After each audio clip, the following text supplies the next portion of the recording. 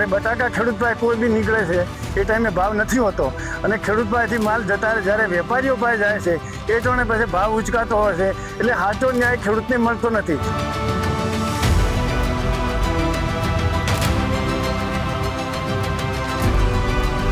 આવેદનપત્ર તો અમારું આજે મેં આપ્યું છે તે સરકારશ્રીની, એની અંદર 7 ખૂબ મુદ્દા છે અને મારી માગણીઓ છે તે આવેદનપત્રમાં લખેલી છે. લાઇટનું છે, પોણી છે, બટાકાનું છે, બાજરીનું છે, તળાટીયાનું પણ છે. આ બધી રીતે અમે 100 ગઢથી હેરાન થયા સાહેબ.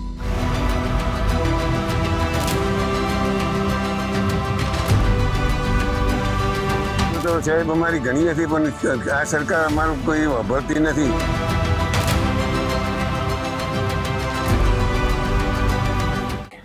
ધરતીપુત્રોની ધીરજ ખૂટી છે અને હવે ન્યાય માટે ખેડૂતો રણ મેદાને ઉતર્યા છે. વાવ-થરાદના દિયોદરમાં આજે સરકાર સામે ખેડૂતોનો આક્રોશ ફાટી નીકળ્યો છે.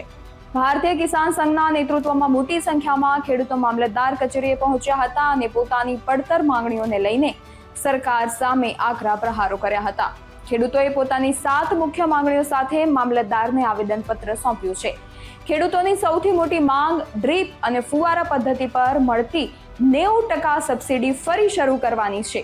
આ સાથે જ બટાકાના ભાવ તળિયે બેસી જતા ખેડૂતો બરબાદીના આરે છે, જેથી સરકારી સહાય અને કોલ્ડ સ્ટોરેજના ભાડામાં મોટી રાહત આપવા માટે માંગ કરાઈ છે. પાવર ગ્રીડ વીજ લાઇન અને ભારત માલા ગ્રીન એક્સપ્રેસ હાઈવેમાં જે ખેડૂતોની જમીનો ગઈ છે, જેમને જંત્રી નહીં પણ બજાર ભાવ મુજબ પૂરતું વળતર ચૂકવવા ખેડૂતોએ ભૂંગ્યો ફૂંક્યો છે. એટલું જ નહીં, મગફળીના બિયારણની સબસિડી તાત્કાલિક ચૂકવવા, સુજલામ સુફલામ કેનાલમાં ચાંગા પમ્પિંગ સ્ટેશનથી પાણી છોડવા અને તાજેતરમાં ભારે વરસાદથી થયેલા પાક નુકસાનીનું તાત્કાલિક અને યોગ્ય વળતર આપવા પણ રજૂઆત કરાઈ છે. તલાટીઓની હડતાલના કારણે ખેડૂતોના વહીવટી કામો અટવાયા છે, તેનો પણ સરકારે વહેલો ઉકેલ લાવવો જ પડશે. આવો સાંભળીએ ખેડૂત અગ્રણીઓએ આ મહત્વના 7 મુદ્દે શું કહ્યું. હવે અમારા માગો તો કિસાન તરીકેની છે. એક તો 90% સબસિડી ખેડૂતને મળવી જોઈએ. બટાકાનો જે પોષણક્ષમ ભાવ, જ્યારે બટાકા ખેડૂત પાસે કોઈ બી નીકળે છે એ ટાઈમે ભાવ નથી હોતો અને ખેડૂત પાસેથી માલ જતા જ્યારે વેપારીઓ પાસે જાય છે એ ટાણે પછી ભાવ ઉચકાતો હોય છે, એટલે સાચો ન્યાય ખેડૂતને મળતો નથી. સરકાર ખરીદી કરે, સંઘ દ્વારા ખરીદી કરે ટેકાના ભાવમાં, પણ એ ક્યારે કરે? ખેડૂત પાસેથી માલ વેચાઈને જ્યારે માર્કેટમાં જાય છે ત્યારે એ ભાવે એની ખરીદી કરે, એટલે સાચો ખેડૂતને ન્યાય નથી મળતો. બીજું કે પાવર ગ્રીડ જો ચાલે છે એનો પણ ખેડૂતને યોગ્ય વળતર મળવું જોઈએ. બીજું કે ભારત માળા જે રોડ થરાદ અમદાવાદ નીકળ્યો એ રોડની અંદર એને અમુક જગ્યાએ અમુક લોકો એને કરી નાખી, કારણ કે એમને ખબર પડી ગઈ કે આ રોડ આ લાઈનમાં નીકળવાનો છે. એ લોકો એને કરી એટલે એમને 10 ગણું વળતર મળે અને ખેડૂતને એના 1% વળતર મળતું હોય. આ અન્ય હંમેશા ન હોવું જોઈએ, કારણ કે દરેક ખેડૂતને જ્યાં રોડ નીકળ્યો એનો દરેક ન્યાય સરખો હોવો જોઈએ. પછી અમારી જે મગફળીના જે ભાવ હતા કે 17,000 ખેડૂતના ખાતામાં નાખશું, એ હજી સુધી કોઈ ખાતામાં આવ્યા નથી. અને તલાટીઓ, રેવન્યુ તલાટીઓ આ જે વર્ગીકરણ છે એના માટે પબ્લિકને અત્યારે કોઈ પાક ધિરાણ લેવું હોય, ગમે તે કરવું, સહી સિક્કા કરવો હોય તો એના માટે હજી સુધી કોઈ નિરાકરણ સરકાર લાવતી નથી. તે સરકારને કોઈ પણ વસ્તુનું નિરાકરણ ઝડપી લાવો તો ખેડૂતના બધા પ્રશ્નો ઝડપી સોલ્વ કરે એવી ખેડૂત વતી અને ગામના સરપંચ વતી, રામપુરા ધુણસરનો હું સરપંચ વતી સરકારને વિનંતી કરું છું કે આવા પ્રશ્નો તરત ઉકેલ કરો એવી મારી અપેક્ષા. ભારત માતા કી જય. આવેદનપત્ર તો અમારું આજે મેં આપ્યું છે તે સરકારશ્રીની, એની અંદર 7 ખૂબ મુદ્દા છે અને મારી માગણીઓ છે તે આવેદનપત્રમાં લખેલી છે. લાઇટનું છે, પોણી છે, બટાકાનું છે, બાજરીનું છે, તળાટીયાનું પણ છે. આ બધી રીતે અમે 100 ગઢથી હેરાન થયા સાહેબ. એટલા માટે આજે આ ભેગા થયા હતા અને આવેદનપત્ર આપ્યું છે. અને આ આવેદનપત્રનું અમારું કૂડું હોય, જૂઠું હોય, કોઈ ખરાબ હોય, કોઈની વાજે સડીને કોઈ કહેતા હા તો સરકાર એનું તપાસ કરે ગોમડા દઈને, અને ગોમડાના લોકોને પૂછે. શું કેમ નથી પૂછતા? એક જ ઓફિસ અભાળીને બેસી રહી હતી અને કોઈ કોમ થતા નથી કોઈ ખેડૂતોને. એના માટે અમારે ઉગ્ર રજૂઆતો કરવી પડે. અને આ વખતે આ વાત નહીં હરકે તો અમે આ ના કરતા પણ આખા ગામડામાં રખડીને ખેડૂતો લઈને ટોળો કરશે અને પછી તમારે વસવસ બોલવું પડશે. એના કરતાં મારી તો વિનંતી છે કે ભાઈ તમે સત્વરે આનો નિકાલ કરો, એ જ માગણી છે મારી. જય ભારત. તો સાહેબ અમારી ઘણી હતી પણ આ સરકાર અમારું કોઈ વાપરતી નથી.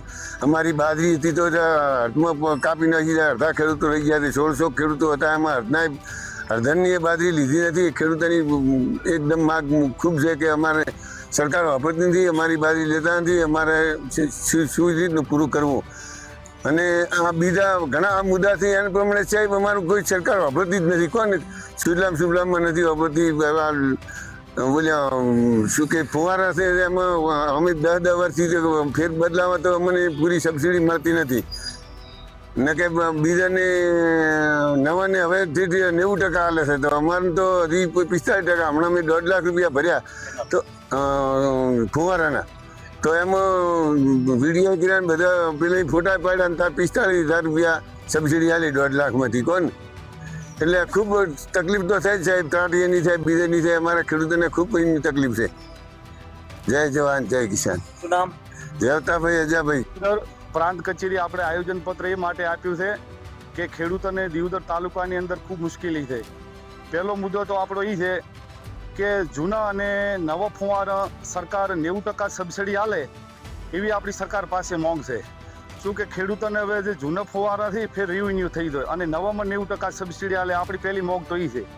પછી બીજો મુદ્દો આપણો એ છે કે જે ખેડૂતે ગઈ સાલ બટાકા પકવી સ્ટોર કર્યા હતા, અત્યારે એ ખેડૂત જો વેચવા જાય તો ખેડૂતને એ 50 કિલ્લાની બેંકે ખેડૂતને 30 રૂપિયા મળે છે, બીજું બધું ખર્ચામાં જાય છે. એટલે એ પણ બટાકા ગોઠને ખોવા ન થાય. પછી ત્રીજો મુદ્દો આપણો એ છે કે પાવર ગ્રીન લાઈન ખેડૂતોને પૂરતું વળતર મળે. પછી ચોથો મુદ્દો આપણો એ છે કે ભારતમાળાને કે એમાં ખેડૂતોને પૂરતું વળતર મળે, એ આપણો મુદ્દો છે. પછી પાંચમો મુદ્દો આપણે છે જે આ સાલ સરકારે જે મગફળી વાવવાની સિઝને ખેડૂતોને 17,000 રૂપિયા આપવાના નક્કી કરેલા હતા, તો દરેક ગામડાઓમાં તાલુકાની અંદર ખેડૂતોએ ફોર્મ ભર્યા, પણ આખો બનાસકાંઠો અને વાવ જિલ્લો બાકાત રાખવામાં આવ્યો. આપણો પાંચમો મુદ્દો છે, છઠ્ઠો મુદ્દો કે આજે સુજલામ સુફલામ જે ચોગા પમ્પિંગ દ્વારા બંધ પડેલી છે એ જો ચાલુ રહે તો ચોગા પમ્પિંગ દ્વારા તો ભૂગર્ભ જળ રિચાર્જ જાય અને ખેડૂતોને ફાયદો થાય. અને સાતમો મુદ્દો એ છે કે હાલ જે બધે સરકારી જે રેવન્યુ તલાટીને એ બધા હડતાલ માથે છે. હવે જોવાનું એ રહેશે કે જગતના તાતની આ 7 મુદ્દાની ગર્જના ગાંધીનગર સુધી પહોંચે છે કે કેમ, અને સરકાર આ ધારદાર રજૂઆતો પર કેટલો ઝડપી નિર્ણય લેશે. તમારા વિસ્તારમાં પણ જો આવા કોઈ ગંભીર મુદ્દે ખેડૂતો પરેશાન હોય તો કમેન્ટમાં જણાવો, જેથી અમે એ મુદ્દાઓ લઈ શકીએ. તો ખેડૂતોની વાત કરતી આપણી YouTube ચેનલ ખેડૂત પોથીને સબસ્ક્રાઇબ અને ફેસબુક તથા ઇન્સ્ટાગ્રામને ફોલો કરવાનું ભૂલતા નહીં. જય જવાન જય કિસાન. ખેડૂત પોથીને લાઈક, શેર અને સબસ્ક્રાઇબ કરો.